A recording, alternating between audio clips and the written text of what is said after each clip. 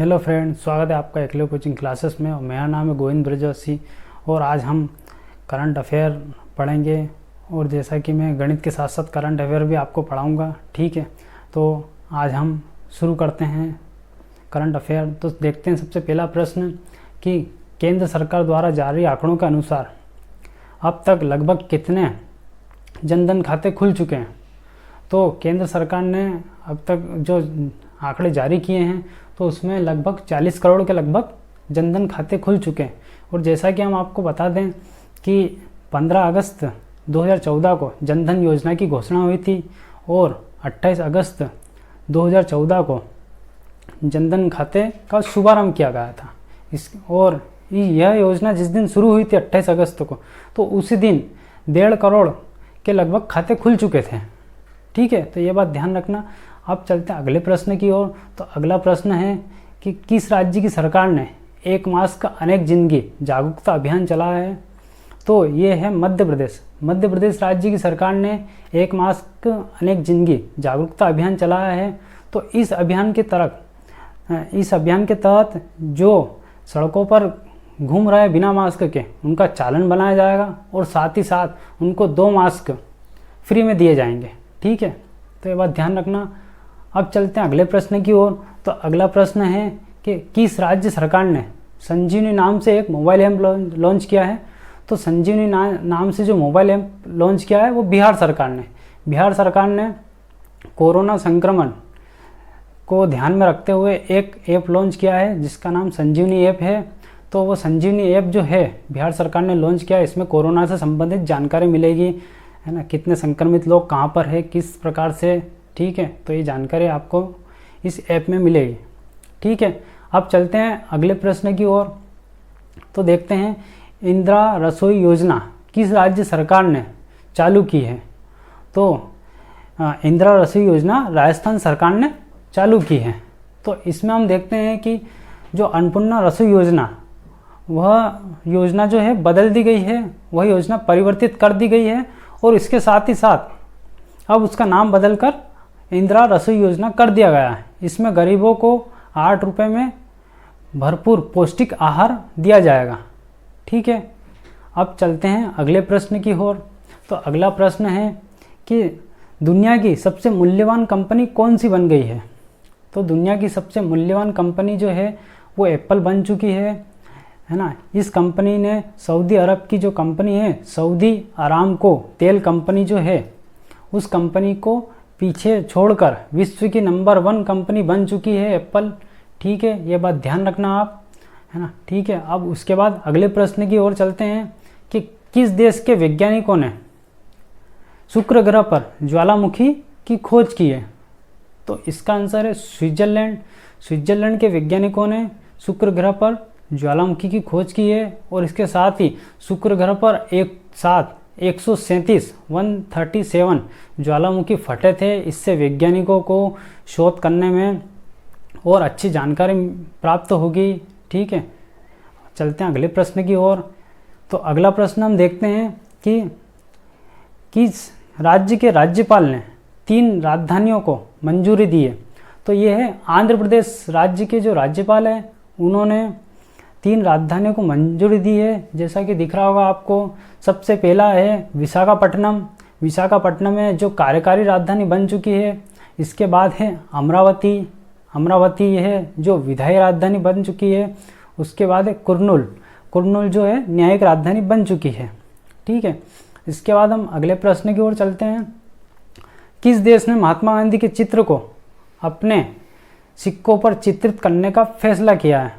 तो इसका आंसर है ब्रिटेन देश है। मतलब यहाँ पर जो है, यहाँ ब्रिटेन के जो सिक्के हैं उस पर वहाँ की जो महारानी है उनके चित्र अंकित रहते हैं।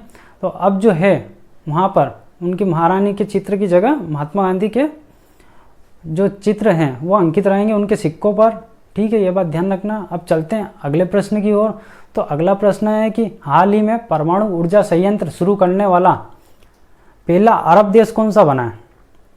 तो ये है, इसका आंसर है UAE, संयुक्त अरब अमीरात, ठीक है।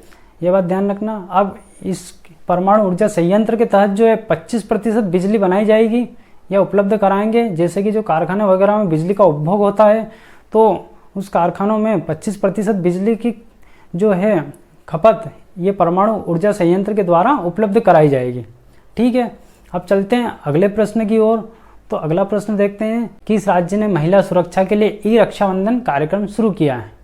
तो इसका आंसर है आंध्र प्रदेश। आंध्र प्रदेश की सरकार ने जो है ई रक्षाबंधन कार्यक्रम शुरू किया गया है। इसके तहत महिलाओं, बच्चों और आम जनता को प्रशिक्षित किया जाएगा। जैसा कि आजकल बहुत फ्रॉड हो रहे हैं, OTP शेयर करना, किसी भी लिंक पर जाना, फ्रॉड हो रहे हैं।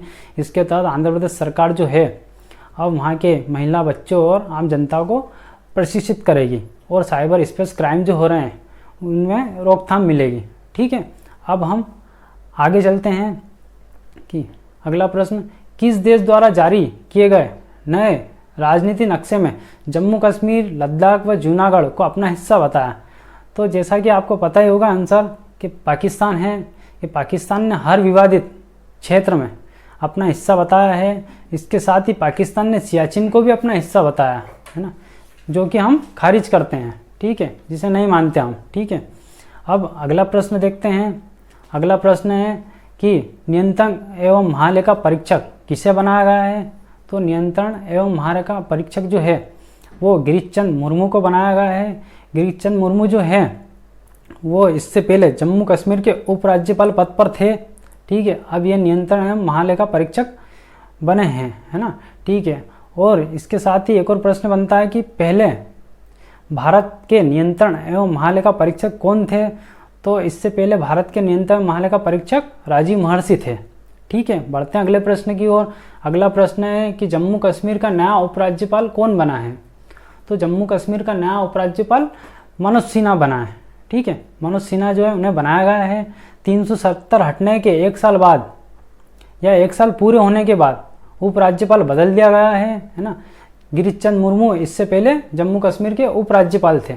ठीक है, अब हम आगे बढ़ते हैं, अगला प्रश्न देखते हैं। अगला प्रश्न है, भारत की पहली किसान स्पेशल पर्सनल ट्रेन जो है महाराष्ट्र के किस शहर से शुरू की गई है?